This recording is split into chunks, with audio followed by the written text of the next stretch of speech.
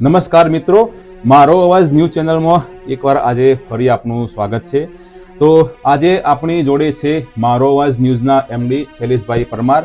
તો શૈલેષભાઈ, આપનું તો એક પત્રકાર તરીકેનું કામકાજ છે વર્ષોથી, અને પત્રકાર છો એટલે સ્વાભાવિક છે કે આપણા બહુ બધા પોલીસ મિત્રો પણ હશે, પરંતુ પબ્લિકના મોઢે અને પહેલેથી આપણને એવી એક કહેવત સાંભળવા મળી છે અને દર્શક મિત્રોને પણ ખબર હશે કે પોલીસની ના ભાઈબંધી સારી કે ના દુશ્મની સારી.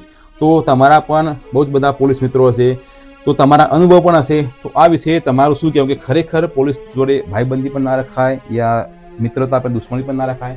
તો આપનો મંતવ્ય જરૂર જણાવશો. 100% રાધેભાઈ, આપનું પણ મારો અવાજ ન્યૂઝમાં સ્વાગત છે. આપણે જે કહેવત કહી કે પોલીસની મિત્રતા પણ ના સારી અને દુશ્મની પણ ના સારી, એ વાત 100%ની સાચી છે. પોલીસ તમારો ગમે તેવો મિત્ર હોય, બરાબર, પણ જ્યારે તમારા ઉપર કોઈ આફત આવે ત્યારે એક જ વસ્તુ કે મારા અધિકારી માનતા બરાબર નથી. તમારો ગમે તેવો મિત્ર હોય, કાયદાનું કામ કરે, એક જ શબ્દ આવે બરાબર કે તમે ખોટું કર્યું છે, અરે સામાન્ય ખોટું હોય છતાં એ લોકો એક જ શબ્દ પકડતા કે મારા અધિકારી બહુ મજબૂત આવ્યા છે, કડક આવ્યા છે. બરાબર. એટલે રાધેભાઈ, તમારું કામ થશે નહીં. પણ બનીએ કે શૈલેષભાઈ કે અધિકારી જ આપણા મિત્ર હોય તો તમારા તો અધિકારી એના પણ ઉચ્ચ અધિકારી, મારા ઘણા બધા પીઆઈ મિત્ર છે, તો એ અધિકારી એમ જ કહેતા હોય કે સોરી શૈલેષભાઈ, ઘણી વાર એવું બનતું જ હોય છે કે આરો ઉપર વાત પહોંચી ગઈ છે, એસપી સાહેબ જોડે વાત પહોંચી જઈ છે. બરાબર. એટલે આમાં કોઈ શક્ય છે નહીં, પણ થશે એટલું કરીશું કામ. બરાબર. ઘણી વાર હું તો કોઈ ભલામણમાં ગયો નથી, 2 નંબરના ધંધા હોય કે ચાહે કોઈ પણ હોય. બરાબર. પણ જ્યારે લીગલી વાત કરીએ, બરાબર, સિસ્ટમની, કે પોલીસની મિત્રતા પણ ના સારી, દુશ્મની પણ ના સારી, તો એમાં એક આજ વાત આવતી હોય છે કે પોલીસ જોડે તમારી જેટલી પણ મિત્રતા રાખો, એ લોકો હંમેશા કાયદાનું જ કામ કરતા હોય છે, મિત્રતા ઓછી રાખતા હોય છે. એ માત્ર એમની કલમ જ ચાલતી હોય છે. બરાબર. એક નિયમ મુજબ એમની કલમ ચલાવતા જ હોય છે. ચાહે તમે ગમે તેવા મિત્ર હોય, અને તમે જો દુશ્મન બની ગયા તો સમજી લો કે એમના કેવા મિત્ર હોય. બરાબર. આખા વિસ્તારમાં ફરતા હોય, દારૂ, જુગાર, તમે જાણો જ છો, પબ્લિક પણ જાણે છે કે તાલુકાની અંદર દારૂ, જુગાર, એમના બધા ઘણા બધા મિત્રો હોય, અને સોર્સ સૌથી વધુ પબ્લિક કરતા પણ પોલીસ જોડે હોય છે. બરાબર. પોલીસ ધારા એ નક્કી કરે. એટલે તમારી દુશ્મની હોય તો સમજી શકો છો તમારા જોડે કેવું થાય. કારણ કે દુશ્મની તમારા જોડે બને એટલે એ પોલીસ મિત્ર તમને સાબિત કરી દે કે હું તમારો કેવો દુશ્મન છું. પણ એ તો એક ગુજરાતીમાં કહેવત છે કે સત્ય હંમેશા કડવું હોય છે. બરાબર. ચલો, હું આ કહેવત જોડે પૂરેપૂરો સહમત નહીં. સત્ય તો મેઠું છે, પણ સત્ય જૂઠા માણસો માટે કડવું હોય, જૂઠા માણસોને કડવું લાગે સત્ય.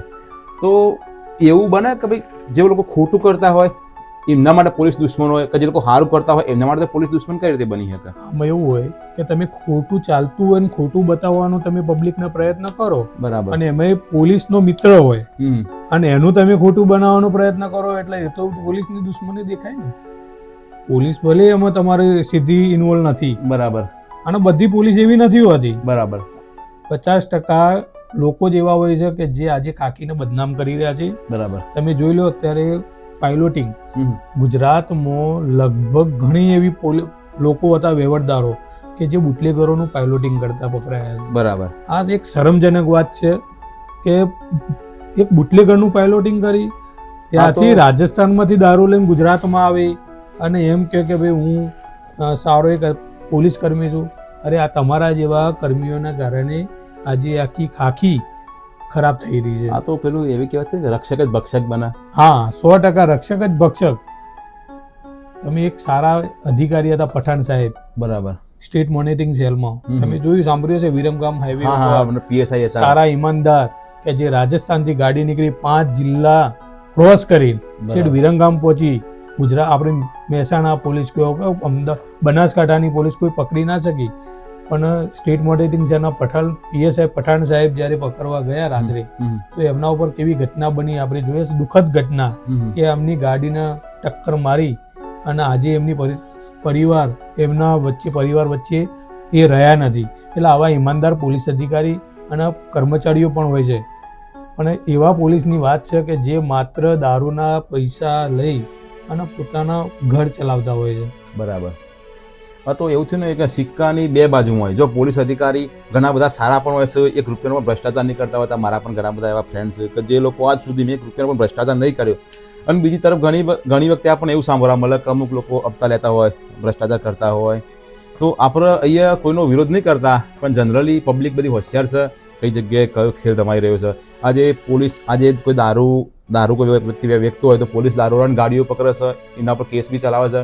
અને બીજી રીતે જોવા જઈએ તો આજે ઠેર ઠેર કોઈ પણ જગ્યાએ દારૂ આપણને મળી રહે. તો આ દારૂ આવે ક્યાંથી? આ ગુજરાત છે, ગાંધીનું ગુજરાત, અને હવે તો મોદીનું પણ ગુજરાત. બે મહાન વ્યક્તિઓ ગુજરાતમાં થઈ ગયા. સરદારભાઈ પટેલ પણ ગુજરાતના હતા, અને ગાંધી બાપુ તરીકે આપણે ઓળખીએ છીએ, એમનું ગુજરાત છે. અને મને શરમ આવે છે કે કરોડો રૂપિયાનો દારૂ પકડાય છે અને કરોડો રૂપિયાનો દારૂ વેચાય છે. ડ્રાય સ્ટેટ કમ તો કહેવાય ને, ગુજરાતમાં તો ડ્રાય સ્ટેટ કહેવામાં આવે છે. પરંતુ જેટલું તમે બંધી કરી જે વસ્તુની, બરાબર, એ જ બંધી એનો દુરુપયોગ થતો હોય છે. આજે દારૂનો યહાં દેખના બના હે, અને ત્યાં જ લોકો વધુ જોતા હોય છે. એટલે આ દારૂ ગાંધીના ગુજરાતમાં સૌથી વધુ દારૂ વેચાય છે. શરમજનક વાત છે કે લાખો કરોડો રૂપિયાનો દારૂ એના નાશ કરવામાં આવે છે. લાખો કરોડોનો દારૂ નાશ કરવામાં આવે છે. તો અહીંયા આવે છે કે કેમ કે રાજસ્થાનથી એ કેટલી બધી બોર્ડર વચ્ચે આવે છે, તો અહીંયા પૂછો કેવી રીતે? અને પોલીસ ચોકી તો જોવા જઈએ, દરેક જગ્યાએ પોલીસ ચોકી તો હોય છે, પાયલોટિંગ બી હોય છે. દાદેભાઈ, આપણે જે અગાઉ વાત થઈ એ રીતના કે બધા અધિકારી ઈમાનદાર નથી હોતા. ચેકપોસ્ટ ઉપર અમુક એવા લોકો કે જે હપ્તાખોરીમાં પોતાના મસ્ત હોય છે, ઘર ચલાવતા હોય છે, એ લોકોની મહેરબાનીથી લાઈનો ચાલતી હોય છે. બરાબર, આપણે કોઈના ઉપર કોઈ આક્ષેપ કરવો નથી, કોઈને પણ. આખી દુનિયા જાણે જ છે, આખું ગુજરાત જાણે છે કે ગુજરાતમાં દારૂબંધી છે, અને ખોટા પૈસા હપ્તાથી આ બધા દારૂ ઘુસાડવામાં આવે છે, અને કરોડો રૂપિયાનો દારૂ વેચાય છે. તમે એક મોટો મહત્વનો કે આપણે જે ધર્મની અંદર પેદા થયા છે એ ધર્મના લોકો તહેવારના નામે સૌથી વધુ નશો કરે છે. 100% સાચી વાત. તહેવાર હોય, દિવાળી, હોળી, જ્યારે 31st હોય, કોઈના ઘરે સારો પ્રસંગ હોય, આડા દિવસે કઈ નહીં, પણ કોઈના ઘરે સારો પ્રસંગ હોય, દિવાળીનો તહેવાર હોય, જ્યારે મસ્ત થઈને પરિવાર સાથે ફરવાનું હોય, ત્યારે એ લોકો દારૂના નશામાં ભરતા હોય છે, અને પરિવાર સાથે નહીં પણ મિત્રો સાથે જલસા. અને એના જ કારણે ગુજરાતમાં સૌથી વધુ દારૂ વેચાય છે અને લોકોના ઘર બરબાદ થાય છે. તો આપણે મૂળ પ્રશ્ન પાસે આવીએ કે પોલીસ જોડે મિત્રતા રાખવી જોઈએ કે ના રાખવી જોઈએ? કેમ કે જો હું મારો પર્સનલ અનુભવ કહું કે મારા પણ અમુક બધા ફ્રેન્ડ્સ છે, એમને પણ મને અમુક અંશે અમુક ટાઈમે મદદ કરેલી. તો આપણે એવું નકારી પણ ના શકાય કે બધા પોલીસવાળા ખરાબ છે, એમની જોડે મિત્રતા ના રખાય. પોલીસ 100% રાધેભાઈ સારી જ હોય છે, પણ બધી પોલીસ એ નહીં. ઘણીવાર પોલીસ તમારી એવી રીતના દુશ્મની નીકાળતી હોય કે તમને ખબર ના પડે. બરાબર, પણ બધા એવા નથી હોતા. પોલીસની મિત્રતા રાખવી જ પડે, કારણ કે જ્યારે તમારે કોઈ પણ કોઈ ઘટના બને એટલે પહેલે જરૂરિયાત તમારે પોલીસની જ ભરવાની. બરાબર, તમે પોલીસની મિત્રતા નહીં રાખો તો તમે કોની સાથે વાત કરશો? બરાબર, કાયદાનું જ કામ કરે છે. પણ અત્યારે હાલ યુવા પેઢી, મારી બધાને સલાહ છે કે તમે સંબંધો રાખો.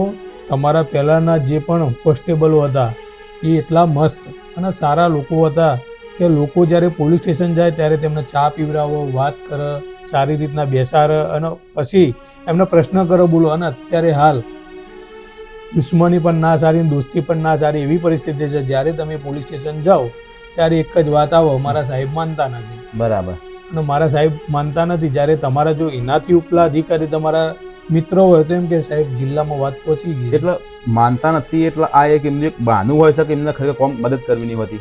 ઘણીવાર એવું બનતું હોય છે કે એમને મદદ કરવી નથી હોતી, એટલે એક પ્રકારનું બહાનું જ બતાવતા હોય, સટકબારી હોય છે. બરાબર.